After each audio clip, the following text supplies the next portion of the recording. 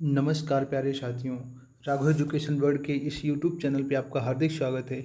I hope आप लोग की जो तैयारी है बहुत ही शानदार ढंग से चल रही होगी। तो दोस्तों, आज का हमारा टॉपिक है मूल कर्तव्य यानी कि फंडामेंटल ड्यूटीज़। तो ये हमारा पॉलिटी का जो है तीसरा पार्ट होने वाला है। इससे पहले एक पार्ट अगर आप लोगों ने नहीं देखा तो चैनल पर जाकर देख लीजिए, ठीक है। और वीडियो स्टार्ट करने से पहले अगर आप लोग चैनल पर पहली बार आएँ तो चैनल को सब्सक्राइब कर लें और बेल आइकन प्रेस कर लें, ताकि मैं जब भी कोई वीडियो अपलोड करूं तो उसका नोटिफिकेशन आपको सबसे पहले प्राप्त हो सके। तो आइए हम लोग आज की अपनी क्लास स्टार्ट करते हैं। ये क्लास आपकी बेहद इंपॉर्टेंट है, ठीक है, क्योंकि अभी आपका एग्ज़ाम एकदम निर्धारित हो चुका है, ठीक है, 15-16 को होना है। तो हम लोग अपना क्लास स्टार्ट करते हैं और देखते हैं मौलिक कर्तव्य क्या होते हैं, ठीक है। तो बात करें मौलिक कर्तव्य यानी कि मूल कर्तव्य, फंडामेंटल ड्यूटीज़ आपकी, तो इनका भारत के संविधान के आरंभ में नागरिकों के लिए मूल कर्तव्य का उल्लेख नहीं था, ठीक है। इसका मतलब है कि मौलिक कर्तव्य आपके संविधान के साथ साथ नहीं थे, इनको बाद में जोड़ा गया, ठीक है। तो मौलिक अधिकार जोड़े कैसे गए? तो इसके लिए जो है 1976 ईस्वी में जो है आपकी एक स्वर्ण सिंह समिति गठित की गई, ठीक है। स्वर्ण सिंह समिति गठित की गई, उसकी जो सिफारिशें थी उन सिफारिशों के आधार पर भारतीय संविधान संशोधन में 42वां संविधान संशोधन किया गया और उसके तहत जो है भाग 4 का अनुच्छेद 51 का में आपके मौलिक कर्तव्यों को जोड़ा गया। तो आइए देखते हैं हम लोग जो स्वर्ण सिंह समिति आपकी गठित की गई थी, उसकी सिफारिशें क्या थी और आपका जो मूल कर्तव्य है उसके बारे में क्या क्या दिया गया है।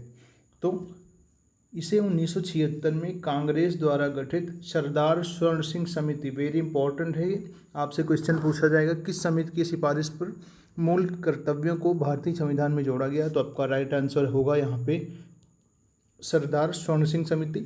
इसकी संस्तुति पर 42वां संविधान संशोधन किया गया। ये भी याद रखना कि संविधान संशोधन 42वां कब हुआ? 1976 में। इसके तहत मूल कर्तव्यों को भारतीय संविधान में जोड़ा गया, ठीक है। जो आपकी सरदार स्वर्ण सिंह समिति थी, इसने जो है सुझाव दिया, इसका विचार था कि संविधान में जहाँ नागरिकों के लिए मूल अधिकारों का प्रावधान किया गया है तो उनके लिए कुछ मौलिक कर्तव्यों का भी होना जरूरी है, ठीक है। क्योंकि मौलिक जहाँ आपके अधिकार हैं वहीं आपके कर्तव्य होते हैं। तो ये ऐसा स्वर्ण सिंह समिति का मानना था, उसने सुझाव दिया कि भारतीय संविधान में मौलिक कर्तव्यों को भी शामिल किया जाना चाहिए। फिर उसको 42वें संविधान संशोधन 1976 द्वारा मान लिया गया, उसकी सिफारिशों को, और मूल कर्तव्यों को भारतीय संविधान में जोड़ा गया, ठीक है। उसके लिए संविधान में एक नया भाग 4 का जोड़ा गया तथा अनुच्छेद 51 का जोड़कर नागरिकों के लिए कुल 10 मौलिक कर्तव्यों का समावेश किया गया। ये भी आपको याद रखना है कि मूल संविधान में कितने मौलिक कर्तव्यों को जोड़ा गया, तो आपके 10 मौलिक कर्तव्यों को संविधान में जोड़ा गया, ठीक है। लेकिन अभी आगे एक बात निकल के आती है कि स्वर्ण सिंह समिति ने कितने मौलिक कर्तव्यों को जोड़ने का सुझाव दिया, तो स्वर्ण सिंह समिति ने कुल 8 मूल कर्तव्यों को जोड़ने का सुझाव दिया था, ठीक है। याद रखना, आपको इम्पॉर्टेंट फैक्ट है, पूछा गया है आपका कई बार एग्जाम में, ठीक है। इसमें क्या था? इसमें नागरिकों द्वारा कर अदायगी का मूल कर्तव्य भी शामिल था, ठीक है। जो आपकी कर अदायगी वाला मौलिक कर्तव्य है इसको भी शामिल किया गया था, ठीक है। बट इसको क्या हुआ, किंतु 42वें संविधान संशोधन अधिनियम 1976 द्वारा संविधान में जोड़े गए 10 मूल कर्तव्यों में इसे शामिल नहीं किया गया, ठीक है। जो कर अदायगी का मौलिक कर्तव्य इन्होंने सुझाया था स्वर्ण सिंह समिति ने, उसको शामिल नहीं किया गया, ठीक है। अब आगे का जो फैक्ट है वेरी इंपॉर्टेंट है। वर्तमान में अनुच्छेद 51 का आपको याद रखना है कि अंतर्गत मूल कर्तव्यों की संख्या कुल 11 है। अगर आपसे पूछा जाए कि वर्तमान में मूल कर्तव्यों की संख्या कितनी है, तो वो है 11, ठीक है। अब इसके बाद हम लोग बात कर लेते हैं 11वां मूल कर्तव्य जो है उसके बारे में। तो ये जो है अनुच्छेद 51 का पार्ट है टा, उसके तहत जोड़ा गया। 86वां संविधान संशोधन अधिनियम 2002 के द्वारा 11वां मूल कर्तव्य जोड़ा गया 86वें संविधान संशोधन के द्वारा, ठीक है। याद रखना है आपको।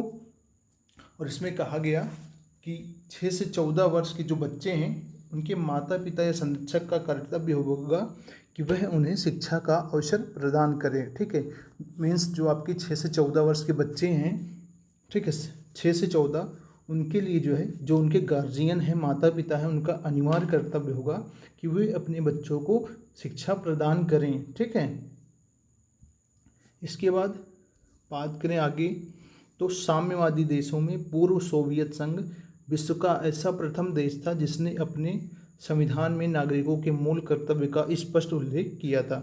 यानी कि ऐसा करने वाला पहला देश था पूर्व सोवियत संघ। ठीक है। अब ये साम्यवादी देशों की बात हो रही। अगर बात करें प्रजातांत्रिक देशों की, तो उसमें जो है आपके पहला देश जो जिसका नाम निकल के आता है वो है जापान। ठीक है। उसने जो है अपने संविधान में मौलिक कर्तव्यों को लागू किया। और दूसरा देश कौन सा था? दूसरा आपका भारत है प्रजातांत्रिक देशों में। ठीक है। और पहला है जापान जिसने अपने संविधान में मौलिक कर्तव्यों को शामिल किया। ओके, आगे देखते हैं हम लोग। यहाँ पे बात करें अगर भारत में मूल कर्तव्यों की व्यवस्था पूर्व सोवियत संघ के संविधान से ली गई। अभी आपका यहाँ से क्वेश्चन बनेगा कि भारत में जो मौलिक कर्तव्य हैं उसे संविधान में किस देश के संविधान से लिया गया। ठीक है। तो आपका उत्तर होगा वहाँ पे पूर्व सोवियत संघ यानी कि रूस के संविधान से ये आपका मौलिक कर्तव्य लिए गए हैं। ओके, आगे देखते हैं हम लोग। अब आगे हम लोग जो आपके मौलिक कर्तव्य हैं उनको एक एक करके देखने वाले हैं। ठीक है। तो यहाँ पे आपका मूल कर्तव्य, तो उसमें क्या कहा गया है, अनुच्छेद 51 का के अनुसार भारत के प्रत्येक नागरिक का यही कर्तव्य होगा कि। ठीक है। अब हम 11 जो आपकी कर्तव्य हैं उनको एक एक करके देखते हैं। तो पहला है आपका संविधान का पालन करें, उसके आदर्शों, संस्थाओं, राष्ट्रध्वज और राष्ट्रगान का आदर करें। ठीक है, ये आपका पहला मौलिक कर्तव्य हो जाएगा। दूसरे की बात करें, स्वतंत्रता के लिए हमारे राष्ट्रीय आंदोलन को प्रेरित करने वाली उच्च आदर्शों को हृदय में संजोए रखिए और उसका पालन करें। ठीक है। यानी कि स्वतंत्रता के लिए राष्ट्रीय आंदोलन को अपने अंदर सजो के रखना है। इसके बाद अगला हमारा है भारत की प्रभुता, एकता और अखंडता की रक्षा करें और उसे अक्षुण्ण रखें। ये तीसरा मौलिक कर्तव्य है। चौथा है देश की रक्षा करें और आह्वान किए जाने पर राष्ट्र की सेवा करें। ये चौथा मौलिक कर्तव्य है आपका। इसके बाद आगे देखते हैं पांचवा, भारत के सभी लोगों में समरसता और भ्रातृत्व की भावना का विकास करें जो धर्म, भाषा और क्षेत्र या वर्ग पर आधारित सभी भेदभाव से परे हो। ऐसी प्रथाओं का त्याग करें जो स्त्रियों के सम्मान के विरुद्ध हो। ये आपका पांचवा मौलिक कर्तव्य है। इसके बाद छठे की बात करें, इसमें कहा गया हमारी सांस्कृतिक संस्कृति की गौरवशाली परंपरा का महत्व समझें और उसका परिरक्षण करें। ये आपका इम्पोर्टेंट है, याद रखिएगा। सातवां है प्राकृतिक पर्यावरण को, जिसके अंतर्गत वन हो गया, झील हो गया, नदी, वन्य जीव हैं, रक्षा करें और उनका संवर्धन करें तथा प्राणी मात्र के प्रति दया भाव रखें। ये हमारा सातवां मौलिक कर्तव्य है। आठवां क्या है, वैज्ञानिक दृष्टिकोण, मानववाद, ज्ञानार्जन तथा सुधार की भावना का विकास करें। ये हमारा आठवां मौलिक कर्तव्य है।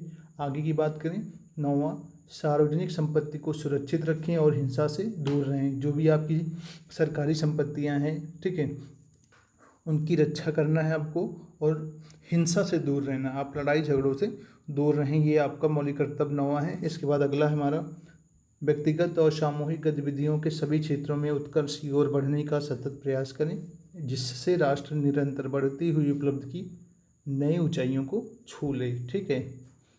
अगला है हमारा 6 से 14 वर्ष की आयु के बच्चों के माता पिता और प्रतिपाल्य के संरक्षक उन्हें शिक्षा के अवसर प्रदान करें। 11वां आपका वेरी इंपॉर्टेंट है क्योंकि इसे जो है बाद में जोड़ा गया है 86वें संविधान संशोधन के द्वारा। ठीक है, ये हुआ था आपका 2002 में।